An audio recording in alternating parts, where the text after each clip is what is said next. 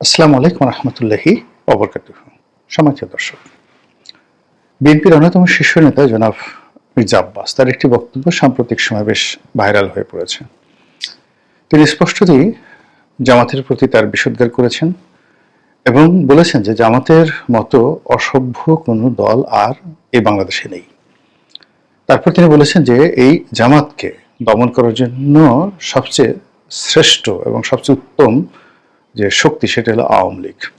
পরবর্তীতে তিনি আরেকটু এগিয়ে গিয়ে বলেন যে আসলে জামাতের মতো আওয়ামী লীগের একটি অসভ্য দল, এরকম অসভ্যদেরকে দমন করার জন্য জামাতের মতো এরকম একটি অসভ্য দলকে দমন করার জন্য বিএনপির মতো এরকম ভদ্রলোকের আসলে জায়গা নেই। এখানে আওয়ামী লীগের মতো লোককেই বা আওয়ামী লীগের মতো দলকেই মূলত দরকার জামাতকে, যাকে বলা হয়, নিয়ন্ত্রণ করার জন্য।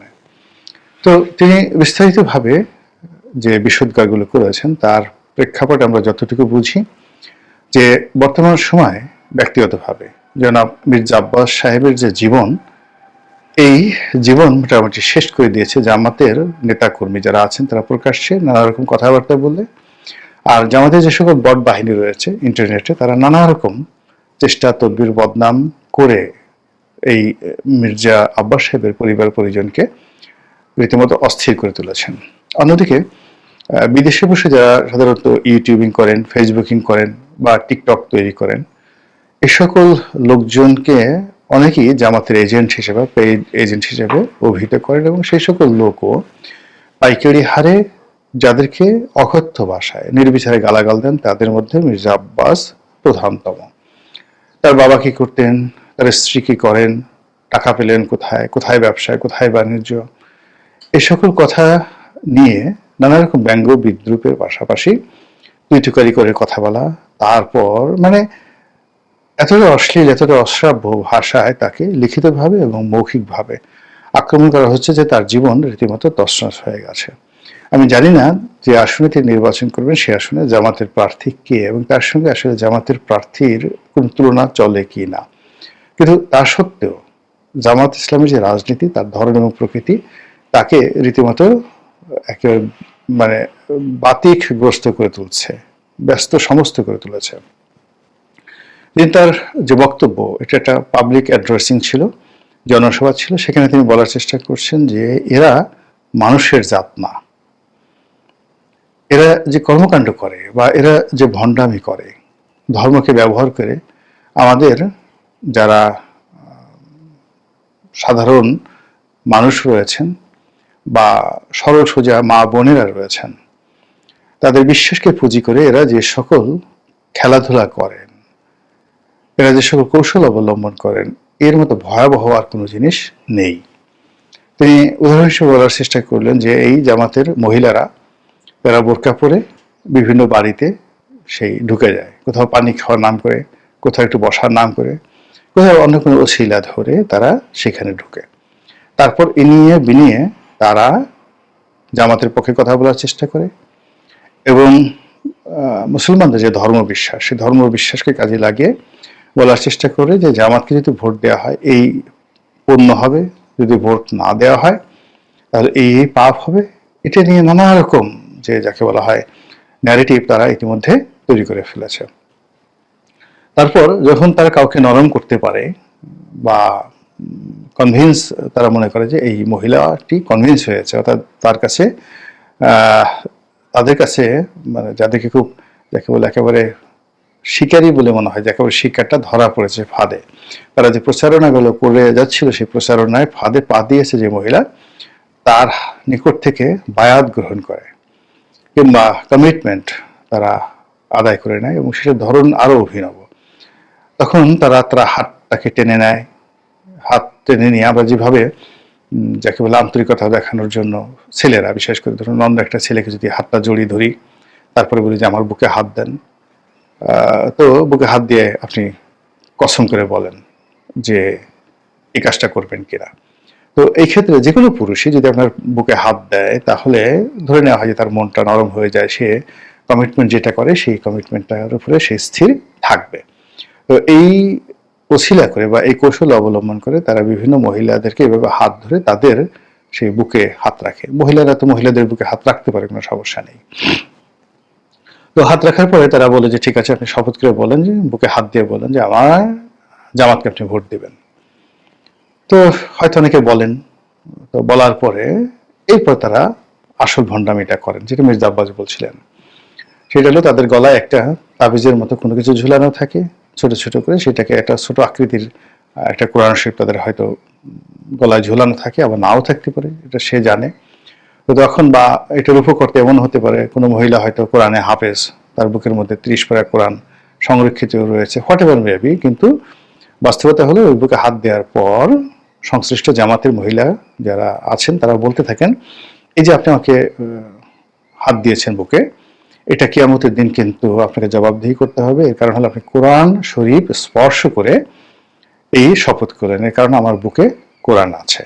তো এই বুকে যে কোরআন আছে, এটা মির্জা আব্বাস কিভাবে কোরআন আছে সেটা স্পষ্ট না করে তিনি বলেছেন হয়তো তাবিজ আছে। আমি আবার একটু আন্দাজ করে বললাম হয়তো তাবিজের বাইরে কেউ হয়তো কোরআনের হাফেজও হতে পারে, হোয়াট এভার মেবি। তো এটাকে প্রচারণার একটি, যাকে বলা হয় সর্বোচ্চ অস্ত্র হিসেবে মির্জা আব্বাস বর্ণনা করেছেন। তো এই বর্ণনার প্রেক্ষাপটে আপনাদের হয়তো অনেকেই মনে আছে যে জামাত রাতারাতি যে এই সময়টিতে তারা যেভাবে তৎপরতা দেখাচ্ছে তাদের মহিলা কর্মীদের দ্বারা, এটি এমনি এমনি হয়নি, বহুকালের তাদের প্রস্তুতি।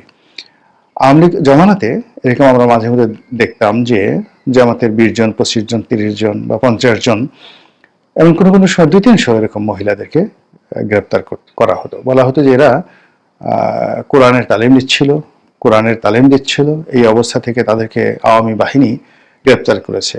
এবং তাদের সেই বক্তব্য, জামাতের সেই বক্তব্যে আমরা সহানুভূতিশীল ছিলাম এবং আমরা অনেক সময় সরকারকে সমালোচনা করেছি যে এই ধরনের কর্মকাণ্ড করা কোনো অবস্থাতেই ঠিক হচ্ছে না। তো তাদের সেই কর্মকাণ্ড হালে কতটা পানি পেয়েছে যে মির্জা আব্বাসের মতো সিনিয়র যারা নেতৃবৃন্দ রয়েছেন তাদেরকে রীতিমতো অস্থির বানিয়ে ফেলেছে। এবং সেই অস্থিরতা খুব সাধারণ বিষয় নয়। যারা এই সময় নির্বাচনের মাঠে আছেন তারা সবাই জানেন, বিশেষ করে বিএনপির যারা নেতৃবৃন্দ রয়েছেন, যে সকল এলাকাতে বিএনপির অপোজিটে জামাতের প্রার্থী খুব স্ট্রং রয়েছে, সেখানে জামাত তাদের কর্মী বাহিনীকে নামিয়ে দিয়েছে, মহিলা কর্মী বাহিনীকে। এখানে আরো একটা বিষয় প্রণিধানযোগ্য, যে শিবিরের লোকজন কিংবা ধরুন জামাতের মূল যারা পুরুষ নেতৃবৃন্দ রয়েছেন তাদের চাইতে মহিলা কর্মী যারা রয়েছেন তাদের সংখ্যা অগণিত। এবং এই মহিলা কর্মীরা জামাতের অ্যাসেট বা সম্পদ বলে জামাতের আমির মনে করেন, এবং তারা আরো মনে করেন জামাতের কর্তৃপক্ষ যে আগামীতে যদি জামাত ক্ষমতায় আসে তবে এই মহিলা কর্মীদের কারণেই তারা ক্ষমতায় আসবে। এদের নাম লিপিবদ্ধ থাকে না, এদের কোনো কমিটি নেই, এদেরকে ধরাও যায় না, জিজ্ঞাসাও করা যায় না, তারা মাথায় বোরকা পরে তারপরে শেষে ঘুরে বেড়ায়, অবিরতভাবে ঘুরে বেড়ায় এবং পথে ঘাটে মাঠে তারা সেই কাজগুলো করে যাচ্ছে। আমি পটুয়াখালী জেলার খবর জানি, সেখানে প্রতিটি আসনই এই জামাতের যারা মহিলা কর্মী রয়েছেন তারা পাগলের মতো দিন রাত তারা শুধু ঘুরে বেড়াচ্ছে এবং তাদের প্রার্থীদেরকে বিজয়ী করে আনার জন্য যা যা করা দরকার তাই করে যাচ্ছে। এবং আপনারা যারা রাজনীতির ময়দানে আছেন তারা সবাই জানেন যে পুরুষ কর্মীদের তুলনায় মহিলা কর্মী যারা রয়েছেন তারা অনেকটা ডেডিকেটেড থাকেন। দ্বিতীয়ত হলো যে মহিলা যারা ভোটার হিসেবে আপনাকে যদি কেউ কমিট করে তাহলে সেখানে আপনি নিশ্চিত থাকতে পারেন যে তারা সেই কমিটমেন্টগুলো রক্ষা করে। থার্ডলি হলো যে একটা পরিবারে শিশুদের উপর যদি আপনি প্রভাব বিস্তার করতে পারেন এবং তরুণদের উপর যদি আপনি প্রভাব বিস্তার করতে পারেন তাহলে ধরে নেওয়া যায় যে সেখানেও আপনাদের যে অ্যাচিভমেন্টটা এটা অনেক বেশি হবে। তো জামাত এই সময়টাতে শিশুদের মধ্যে কি করছেন বলতে পারবো না, তবে তারা নিঃসন্দেহে ক্লাস 6-এ পড়ে, 7-এ পড়ে, 4-5-এ পড়ে, সেখানে তাদের দাওয়াতি কার্যক্রম চালিয়ে যাচ্ছেন। আমি একেবারে নিশ্চিতভাবে বলতে পারি চমৎকারভাবে চালিয়ে যাচ্ছেন। তো এই সকল যারা বালক বালিকা রয়েছেন তারা হয়তো ভোটার নন, কিন্তু তারা তাদের আদর্শ হঠাৎ করে পিতামাতা দেখলো যে তাদের ছেলে মেয়ে নামাজ পড়ছে, তো সঙ্গতি করে তারা খুশি হয়ে যাবে যে মাই গড এই সময় ছেলেরা নেশা টেশা না করে নামাজ পড়ছে। তারপরে ছেলে মেয়ে হঠাৎ করে একদিন বললো তার বাবাকে মাকে যে এবার ভোট কিন্তু দাড়ি পাল্লাই দিতে হবে। তো ছেলে মেয়েদের এই যে হঠাৎ করে ধার্মিক হয়ে ওঠা, এটা পিতামাতার মন নরম হয়ে যায় এবং যখন সেই ছেলে মেয়ে বলে যে দাড়ি পাল্লায় ভোট দিবেন তখন তারা আরো নরম হয়ে যান। এরপরে আপনি যদি মহিলাদের মধ্যে সেই প্রভাব বিস্তার করতে পারেন, আমি অনেক কট্টরপন্থী আওয়ামী লীগ নেতাদেরকে চিনি যাদের স্ত্রীরা ইতিমধ্যে জামাতের যাকে বলা হয় প্রলুব্ধ হয়েছেন, জামাত দ্বারা রিক্রুট হয়েছেন, জামাতের প্রতি তারা যাকে বলা হয় আনুগত্য প্রদর্শন করেছেন। এটা আওয়ামী লীগের নেতাকর্মী রয়েছেন, বিএনপির বড় বড় নেতাকর্মী রয়েছেন, এমনকি সামরিক বেসামরিক বড় বড় কর্মকর্তা রয়েছেন যারা কোনো রাজনৈতিক দল করেন না, কিন্তু তাদের স্ত্রীরা ইতিমধ্যে জামাতের রিক্রুটমেন্ট যে নেটওয়ার্ক, সেই নেটওয়ার্কের মধ্যে তারা পড়ে গেছেন। আপনি দেখবেন যে হয়তো একজন জেনারেল, হয়তো একজন ব্রিগেডিয়ার এমনি খুব ডাটফাট করে চলছেন, কিন্তু তাদের স্ত্রী বা সন্তানদের মধ্যে আপনি জামাতি লেবাস দেখতে পাবেন। এটা হলো তাদের যে ডেভেলপমেন্ট, সেই ডেভেলপমেন্টের একটি অংশ, এবং সেই ডেভেলপমেন্টটা রাজনীতির ময়দানে কতটা হৃদম তৈরি করছে, কতটা আতঙ্ক তৈরি করছে, কতটা সঙ্গীত তারা সেখানে সুর মূর্ছনা তৈরি করছে, এটি মির্জা আব্বাস সাহেবের যে আহাজারি, তার যে রাগান্বিত মনোভাব, তার মধ্যে আপনি হয়তো খুঁজে পাবেন।